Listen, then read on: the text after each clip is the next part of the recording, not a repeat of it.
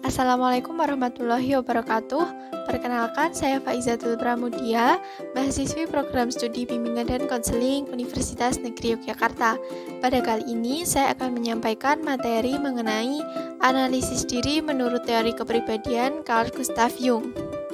Sebelumnya, marilah kita berkenalan terlebih dahulu dengan Carl Gustav Jung. Carl Gustav Jung lahir pada 26 Juli 1875 di Keswil, Kanton Tegau, Swiss. Ayahnya adalah seorang pendeta pada gereja reformasi Swiss. Jung belajar di Universitas Basel dalam ilmu kedokteran dan kemudian menjadi asisten di rumah sakit jiwa di Berkel, Zurich, dan klinik psikiatri Zurich. Pandangan Jung tentang kepribadian adalah prospektif dan retrospektif.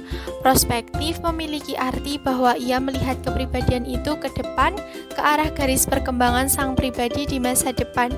Sedangkan retrospektif memiliki arti bahwa ia memperhatikan masa lampau sang pribadi. Jung menekankan pada peranan tujuan dalam perkembangan manusia. Selanjutnya yaitu struktur kepribadian menurut Carl Gustav Jung. Struktur kepribadian menurut Jung dibedakan menjadi dua dimensi, yaitu dimensi kesadaran kepribadian dan juga dimensi ketidaksadaran kepribadian. Nah, kedua dimensi ini saling mengisi dan mempunyai fungsi masing-masing dalam penyesuaian diri. Dimensi kesadaran berupaya menyesuaikan terhadap dunia luar individu. Adapun dimensi ketidaksadaran berupaya menyesuaikan terhadap dunia dalam individu. Yang akan kita bahas pertama yaitu dimensi kesadaran kepribadian. Dimensi kesadaran kepribadian ini adalah ego. Ego adalah jiwa sadar yang terdiri dari persepsi, ingatan, pikiran, dan perasaan sadar manusia. Dimensi kesadaran manusia memiliki dua komponen pokok, yaitu fungsi jiwa dan sikap jiwa. Yang pertama, fungsi jiwa. Fungsi jiwa itu apa sih? Fungsi jiwa itu suatu bentuk aktivitas kejiwaan yang secara teori tidak berubah dalam lingkaran yang berbeda-beda. Jung membedakan 4 fungsi jiwa yang pokok, yaitu yang pertama pikiran, perasaan, penderiaan, dan intuisi. Pikiran dan perasaan adalah fungsi jiwa yang rasional.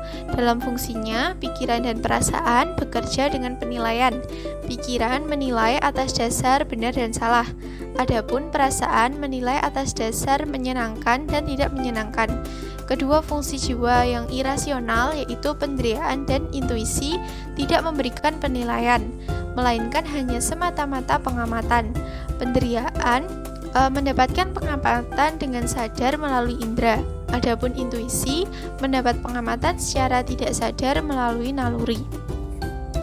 Pada dasarnya, setiap manusia memiliki keempat fungsi jiwa itu.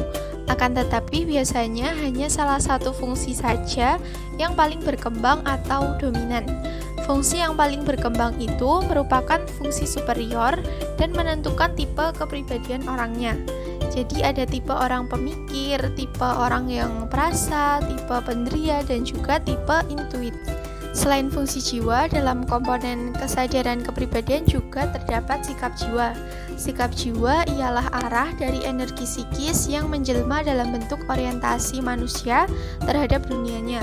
Berdasarkan sikap jiwanya, manusia dapat digolongkan menjadi dua tipe, yaitu yang pertama, manusia bertipe kepribadian extravert. Tipe kepribadian extravert atau biasa kita sebut extrovert dipengaruhi oleh dunia objektif, yaitu dunia di luar dirinya. Orientasinya terutama tertuju keluar. Pikiran, perasaan, dan tindakannya terutama ditentukan oleh lingkungannya, baik lingkungan sosial maupun lingkungan non-sosial. Orang bertipe extrovert ini biasanya bersikap positif terhadap masyarakat, hatinya terbuka, mudah bergaul, dan hubungan dengan orang lain terjalin secara efektif.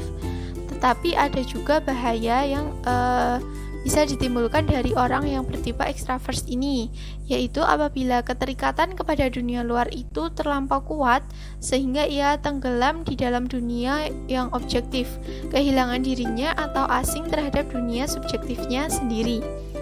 Yang kedua, manusia bertipe kepribadian introvert atau biasa kita sebut introvert. Orang yang bertipe kepribadian ini biasanya dipengaruhi oleh dunia subjektif. yaitu dunia di dalam dirinya sendiri. Orientasinya terutama tertuju ke dalam dirinya. Pikiran, perasaan, serta tindakannya terutama ditentukan oleh faktor subjektif. Penyesuaian dengan dunia luar kurang baik.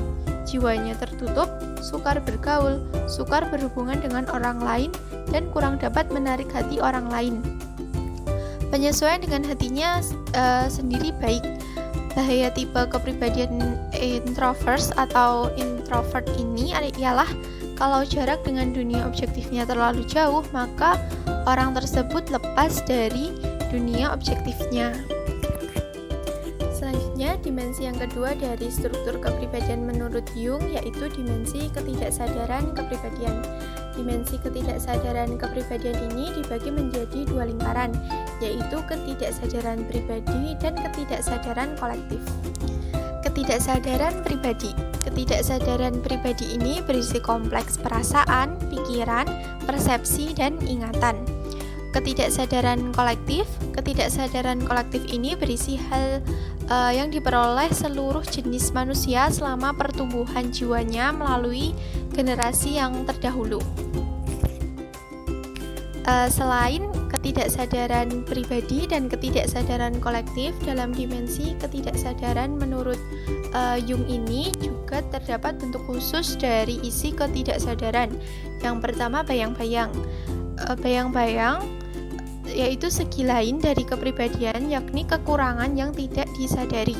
Bayang-bayang ini terbentuk dari fungsi inferior setiap serta sikap jiwa yang inferior yang karena pertimbangan moral atau pertimbangan lain dimasukkan ke dalam ketidaksadaran karena tidak serasi dengan kehidupan alam sadarnya. Yang kedua, ada proyeksi atau imago. Proyeksi diartikan menempatkan isi batin sendiri pada objek lain di luar dirinya secara tidak sadar. Yang ketiga, imago. Imago yang terpenting pada orang dewasa adalah animus bagi orang perempuan dan anima pada orang laki-laki, yaitu sifat atau kualitas jenis kelamin lain yang ada dalam ketidaksadaran manusia. Setiap manusia itu bersifat biseksual, jadi setiap manusia itu mempunyai sifat yang terdapat pada jenis kelamin lawannya. Orang laki-laki ketidaksadarannya adalah perempuan, dan orang perempuan ketidaksadarannya adalah laki-laki. Yang ketiga, animus dan anima. Anima dan animus itu mempunyai hubungan yang langsung dengan persona. Persona menyesuaikan diri keluar, sedangkan animus menyesuaikan diri ke dalam.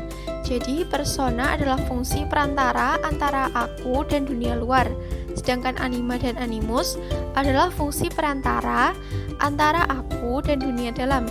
Makin kaku persona, maka makin rendah diferensiasi anima atau animus dan makin diproyeksikan kepada orang lain. Dan setelah mempelajari teori kepribadian dari Carl Gustav Jung ini, saya bisa mengambil kesimpulan dari beberapa penjelasan di slide sebelumnya, yaitu saya itu orang yang berkepribadian ekstrovert, yang mudah bergaul, mudah dalam menyesuaikan diri dengan lingkungan, serta bersifat terbuka. Selain itu, saya juga tipe orang yang pemikir dan perasa. Terkadang jika ada ucapan atau tindakan seseorang yang membuat saya kurang nyaman, saya akan terus memikirkan mengapa orang tersebut bisa berkata atau bertindak seperti itu kepada saya. Saya juga termasuk orang yang sensitif dan mudah khawatir tentang pandangan orang terhadap saya. Cukup sekian dari saya, terima kasih. Wassalamualaikum warahmatullahi wabarakatuh.